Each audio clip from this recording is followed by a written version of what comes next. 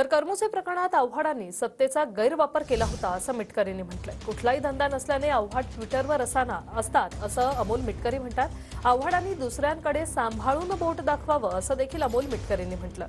तर 3 वर्ष राजकीय कारकीर्द असलेल्या मिटकरींवर बोलणार नाही असं प्रत्युत्तर आव्हाडांनी दिलं। 5,000 रुपयात ज्ञान विकणारा माणूस अजितदादांना आवडला असंही आव्हाड म्हणाले।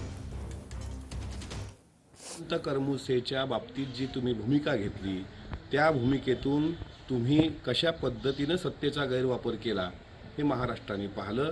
इतकंच नाही तर तुम्हाला दिवसभर कुठला धंदा नसल्यामुळे तुम्ही ट्विटरवर असता, मात्र अजितदादा 24 तास कामामध्ये असतात। कामामध्ये असल्यामुळे त्यांना ट्विटर किंवा इन्स्टा यांना वेळ मिळत नाही आणि तुम्हाला रात्री 8 नंतर पाणी टाकून घेतल्यावर सुचत नाही।